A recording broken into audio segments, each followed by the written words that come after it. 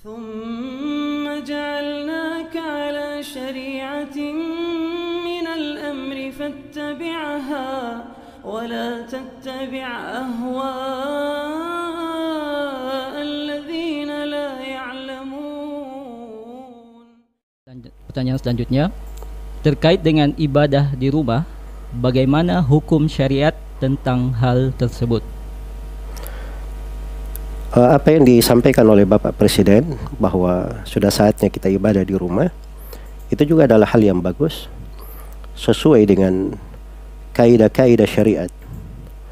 Karena di masa tersebarnya wabah yang bisa membahayakan orang lain, apabila seorang itu membawa wabah pada dirinya, maka tidak boleh dia menularkan atau menyebabkan wabah itu menimpa orang lain. Ya, karena itu di dalam syariat kita dimaklumi secara umum ada kaidah la darar wa la dirar, tidak boleh ada bahaya dan pembahayaan. Dan dari kaidah syariat pula ad-darar yuzal, bahaya itu harus dihilangkan. Dan juga dari kaidah syariat pula dar'ul mafasid muqaddam ala jalbil masalih, menolak bahaya-bahaya itu lebih didahulukan daripada mengambil kemaslahatan.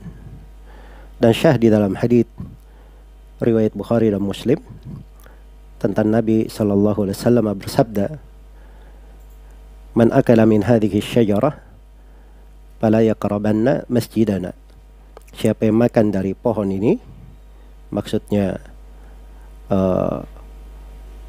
dia makan dari bawang putih, maka kata Nabi jangan dia mendekati masjid kita ini.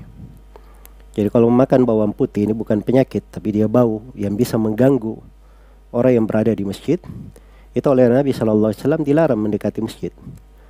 Bagaimana pula kalau orang tersebut membawa sebuah penyakit yang bisa membahayakan orang lain, maka ini lebih dilarang lagi. Ya, karena itu kaidah-kaidah syariat mempersaksikan akan kebenaran hal tersebut. Maka seorang muslim apabila dia sakit, jangan dia datang ke masjid kalau dia sakit. Karena di dalam hadits riwayat Bukhari dan Muslim, Rasulullah sallallahu alaihi wasallam bersabda, la yuridul mumrid alal musih. Janganlah orang yang sedang sakit mendatangi orang yang sehat. Jangan orang yang sakit mendatangi orang yang sehat.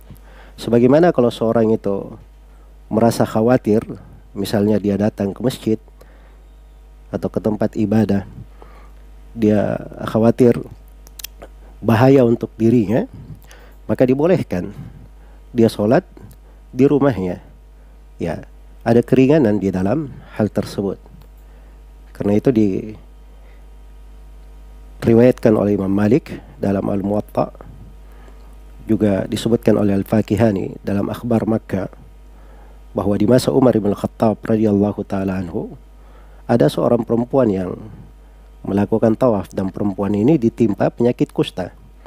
Maka Umar bin Khattab radhiyallahu taala anhu berkata, wahai hamba perempuan Allah, tidakkah engkau salat di rumahmu, tidakkah engkau tawaf di rumahmu saja?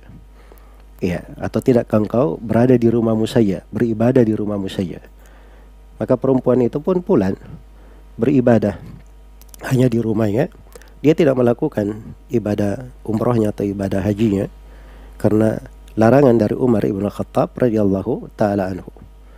Ketika Umar ibn Khattab meninggal, maka dikatakan kepada perempuan ini, ya, orang yang melarangmu untuk beribadah di Ka'bah telah meninggal, silahkan engkau pergi. Kata perempuan ini, saya tidak akan bermaksiat kepadanya dalam keadaan dia hidup maupun dalam keadaan dia mati. Iya. Dan ini dari fikih dan kelembutan hati manusia di masa itu. Dia tahu bahwa Umar bin Khattab itu seorang pemerintah sekaligus seorang alim, sahabat yang mulia, tidak mungkin melarangnya padahal ia merupakan maksiat. Karena itu dia tahu bahwa larangan itu sesuai dengan kaidah syariat pada tempatnya, maka dia ikuti hal tersebut. Ya, karena itu kita bersyukur kepada Allah Subhanahu wa taala atas segala karunia dan nikmatnya, dan kita bersyukur kepada Allah atas segala keadaan walaupun di kondisi ujian dan cobaan. Ya, semoga apa-apa yang Allah Subhanahu wa taala tetapkan dan Allah takdirkan di belakangnya terdapat kebaikan untuk semuanya. Wallahu taala alam. Ketika kita diharuskan menetap di rumah, mohon nasihat Ustadz, bagaimana kita harus menghabiskan waktu di rumah agar tidak berlalu sia-sia. Ya, ini juga mungkin dari hikmah di belakang ketentuan dan cobaan yang menguji kita. Ketika arahan-arahan dari pemerintah sesuai dengan kemaslahatan manusia, kita sebaiknya banyak di rumah, jangan terlalu banyak berinteraksi di luar. Ya, mungkin hal tersebut akan menjadi pendidikan dan kebaikan untuk kita semua.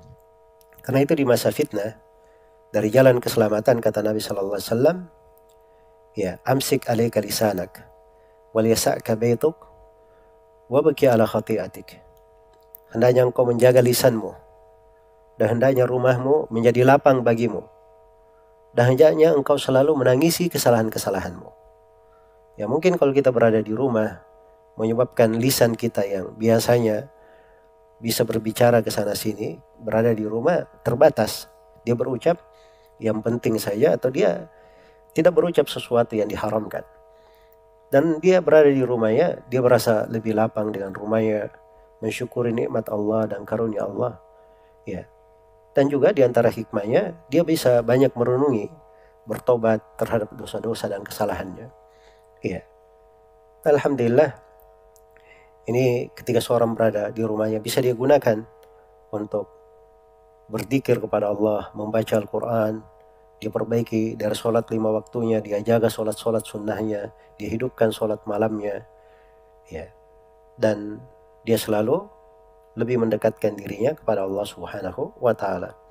Dan tercatat ya dari sebagian ulama di hari-hari ini, ketika mereka di kondisi diminta untuk berada di rumahnya, bekerja di rumah, ada sebagian orang yang dalam beberapa hari dia sudah menyelesaikan membaca tafsir Al-Qurtubi, ada yang menyelesaikan membaca ini, membaca itu.